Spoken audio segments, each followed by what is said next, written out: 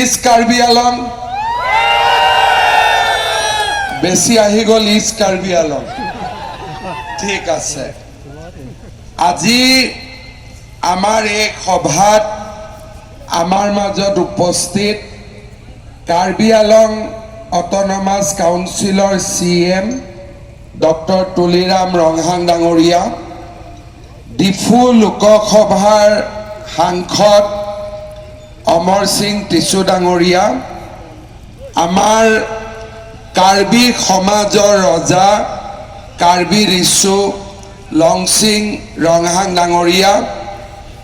Hima ৰিছু Ruby Singh Terang ডাঙৰীয়া আমাৰ মন্ত্ৰী নন্দিতা গাৰ্লুছা ডাঙৰীয়া KACৰ চেয়াৰমেন ৰাজু টিছু ডাঙৰীয়া আমাৰ সন্মানীয় বিধায়কসকল কাৰ্বি আলং অট'নমাছ কাউন্সিলৰ EM সকল MSc সকল আৰু আমাৰ সভাত উপস্থিত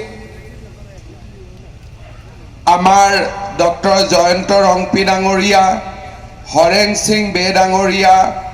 প্ৰফেচাৰ ৰংবং টেৰং ডাঙৰীয়া ধনেশ্বৰ ইংতি ডাঙৰীয়া এলুইন টেৰং ডাঙৰীয়া ধৰম সিং টেৰং ডাঙৰীয়া খৰসিং টেৰং ডাঙৰীয়া খৰসিং ইংতি ডাঙৰীয়া অন টেৰন ডাঙৰীয়া লুনছে টিমুং ডাঙৰীয়া পখিলা লেকটেপি ডাঙৰীয়া পদ্মশ্ৰী বঁটা বিজয়ী চন্দ্ৰকান্ত টেৰাং ডাঙৰীয়াকে আদি কৰি সভাত উপস্থিত সুধীবৃন্দ আজি আমাৰ ইয়াতে দুটা আঁচনি আমি ৰূপায়ণ কৰিবলৈ ইয়াতে সমবেত হৈছোঁ আৰু মই দুইটা আঁচনিৰ বিষয়ে আপোনালোকক অলপ বুজাই ক'ব খুজিছোঁ আমাৰ কাৰ্বি সমাজৰ যি পৰম্পৰাগত ধৰ্ম আৰামবাৰীমৰ সভাত মই যেতিয়া আহিছিলোঁ তেতিয়া মই ঘোষণা কৰিছিলোঁ যে আমাৰ গুৰুচাৰসকলক আমি 10,000 টকাকৈ এটা ৰেছপেক্ট বা সন্মান আমি জনাম আজি আমাৰ কাৰ্বি আলঙৰ আৰু বিভিন্ন জিলাৰ 7,298 গুৰুচাৰক আজি আমি ইয়াতে 10,000 টকা লৈ সন্মান জনাব বিচাৰিছোঁ মই আশা কৰিছোঁ চৰকাৰৰ পৰা গুৰুচাৰসকলক সন্মান জনোৱা এইটো প্ৰথম কিন্তু কাৰ্বি আলঙে কাউন্সিলে মোক কৈছে যে লিষ্টটো বনোতে কিছুমান গুৰুচাৰৰ নাম বাদ পৰি গৈছে মই সেকেন্ড লিষ্ট এটাও আপোনালোকক কৰি দিম যোন যোন বাদ পৰি গৈছে তেওঁলোককো আমি এইটো দিয়াৰ ব্যৱস্থা কৰিম আপোনালোকে আশীৰ্বাদ কৰিব চৰকাৰ যদি আহে আমাৰ বিজেপি চৰকাৰ আহিলে আপোনালোকক এইটো মই এনুৱেল গ্ৰান্ট কৰি দিম প্ৰত্যেক বছৰত দি থাকিম ভাল হ'বনে বেয়া হ'ব পাক্কা ভাল হ'ব প্ৰত্যেক বছৰে যেতিয়া আৰম্ভবাৰীমৰ মিটিং হ'ব তেতিয়া আমি আপোনালোকক এভৰি ইয়াৰ প্ৰত্যেক বছৰে আমি আপোনালোকক 10,000 টকা সন্মান জনাই থাকিম আকৌ এবাৰ বাস আপোনালোকে আশীৰ্বাদ কৰিব ৰাইজক ধৰ্মৰ লগত জড়িত কৰি ৰাখিব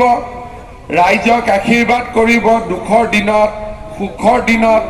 আপোনালোকে ৰাইজক ৰাস্তা দেখুৱাব আৰু মই যিমান পাৰো আপোনালোকক সহায় কৰি থাকিম হ'ব একদম ভাল কৰি বুজি পাইছে সবে অসমীয়া বুজি পায় নে নাপায় ঠিক আছে আজি মই তুলিৰাম ৰংহাঙক কম যে যিমান বাদ পৰি গৈছে সেকেন্ড লিষ্ট এটা মোক 3 দিনৰ ভিতৰত দি দিব লাগে 3 to 4 ডেজৰ ভিতৰত যাতে ইলেকশ্যনৰ আগত আমি দি দিব পাৰো আৰু তাৰ পিছত প্ৰত্যেক বছৰে বছৰে হ'ব বঢ়িয়া এতিয়া মই আমাৰ যুৱকসকলৰ কথা ক'ব খুজিছো আমাৰ অসমত আমি সকলোৱে জানো যে আমাৰ বহুত নিবনুৱা ল'ৰা ছোৱালী আছে কিন্তু কাউন্সিলতো ইমান চাকৰি নোলাব আৰু আমাৰ অসমতো ইমান চাকৰি নোলাব যেতিয়া আমি চাকৰি নাপাওঁ আমাৰ ল'ৰা ছোৱালী ক'ত যায় বাংগালোৰ হায়দৰাবাদ অন্ধ্ৰপ্ৰদেশ চেন্নাই এই জায়গাবিলাকত আমাৰ ল'ৰা ছোৱালী কাম কৰিব যায় বাহিৰত কিমান দৰমহা দিয়ে 12,000 টকা 13,000 টকা ঘৰ ভাড়া ল'ব নে নিজৰ ঘৰ চলাব নে বেমাৰ আজাৰ হলে চিকিৎসা কৰিব কেইদিনমান আগতে অসমত মই এটা স্কিম ষ্টাৰ্ট কৰিছিলো তাৰ নাম আছিলে শ্ৰদ্ধাঞ্জলি তাৰ মানে বাহিৰত কাম কৰিব যোৱা ল'ৰা ছোৱালী যদি কিবা কাৰণত মৃত্যু হয় তেওঁৰ ডেড বডিটো আমি ৰেসপেক্টফুলি ঘৰলৈকে লৈ আহিম মই ভাবিছিলো বছৰত 10-12 জন ল'ৰা ঢুকাব আৰু এইটো স্কিম ভাল কৰি চলি যাব যেতিয়া স্কিম আৰম্ভ কৰিলো টোল